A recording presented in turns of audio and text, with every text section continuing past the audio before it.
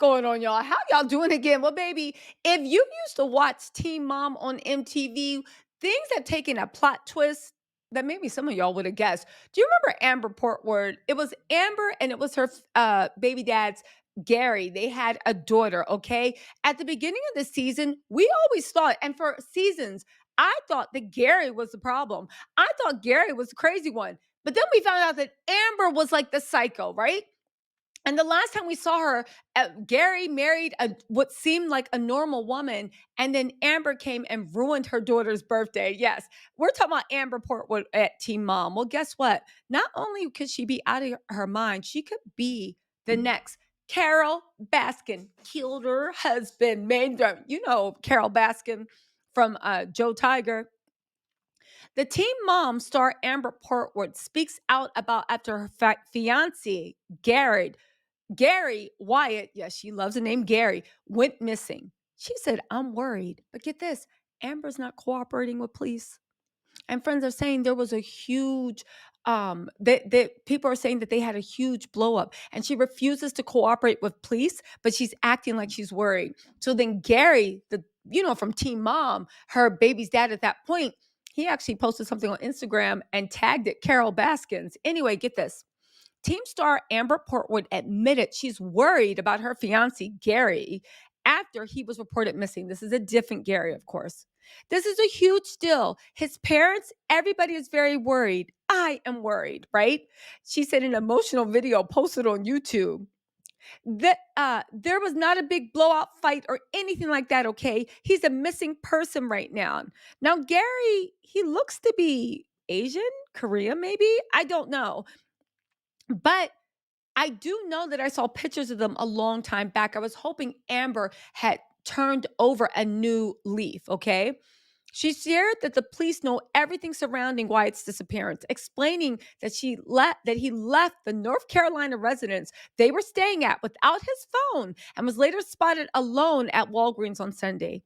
She added that Wyatt, who's around 30 years old, took his keys and wallet with him, but he doesn't have a GPS in his car to find his way around. How can you not have okay, because he didn't have his phone. We're in the mountains. He has never driven in the mountains, so we're very scared right now. What is going on? Unable to hold back tears, Amber added, "Nobody has found or heard from him yet. I'm trying my best not to think the worst. I have not ate in 3 days. I slept maybe an hour." She denied recent reports that she got into an explosive argument when he disappeared. "I'm not what people have been saying about me all these years," seemingly referring to past reports of how she allegedly attacked her ex boyfriend, Andrew Glennon, with a machete. "I've changed a long time ago, okay? You have to understand this. Please listen to what I'm saying. I'm an honest person to you guys. We've not had explosive fights. We are very in love, and this man asked me to be with him. This man then asked me to marry him. I've not touched this man in any horrible way." Tell me that ain't the guiltiest sentence you ever heard. I have not touched this man in any horrible way.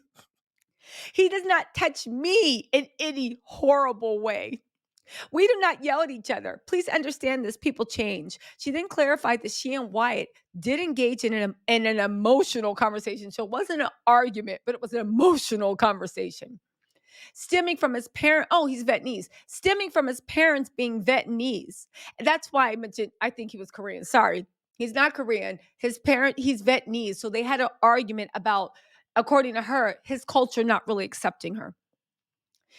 Stemming from his parents being Vietnamese and herself being who she is, though she didn't provide specific details. She described Wyatt as the best man she's ever been with while begging fans to pray for him.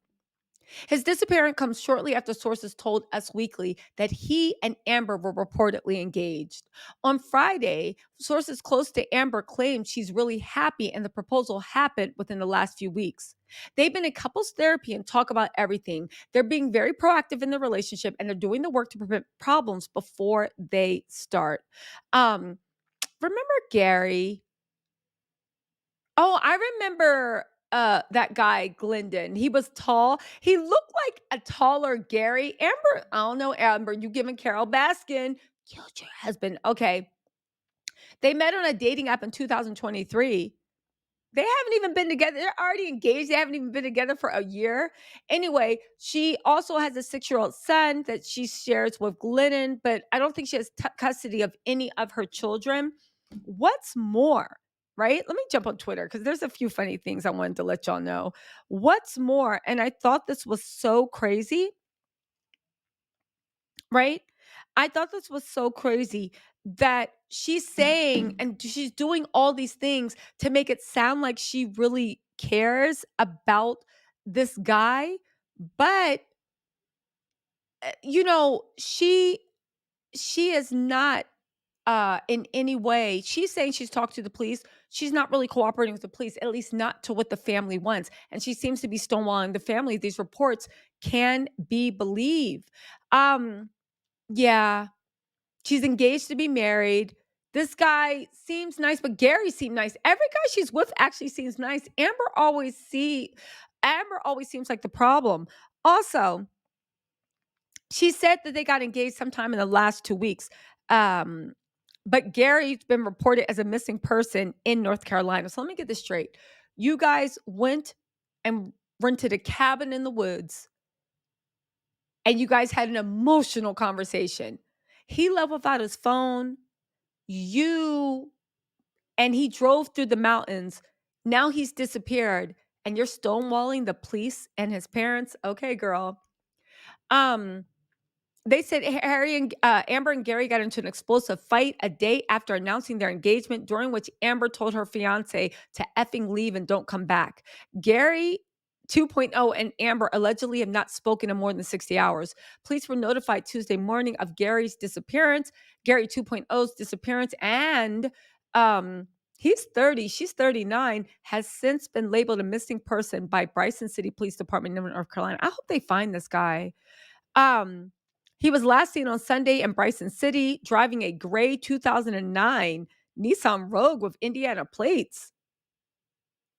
So Gary resides in Amber's hometown in Indianapolis.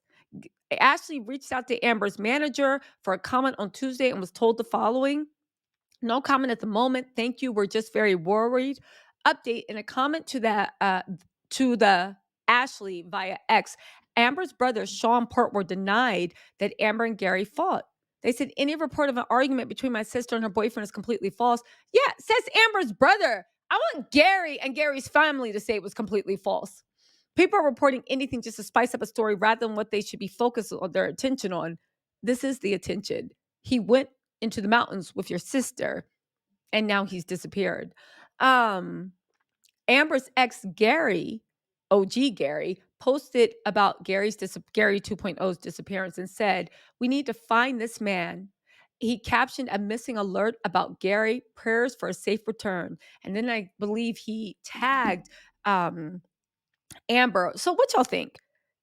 Are y'all believing are y'all believing what Amber's saying? I'm really not. This is weird. Again, Amber on TV, I don't know how she is in real life. She seems to be a horrible mother. Um, yeah. Again, everyone's business but mine podcast said I have about 25 questions about Amber Portwood's new fiance, who's named Gary, that has gone missing. But why did Gary one tag Carol Baskin in his post to help find Gary too?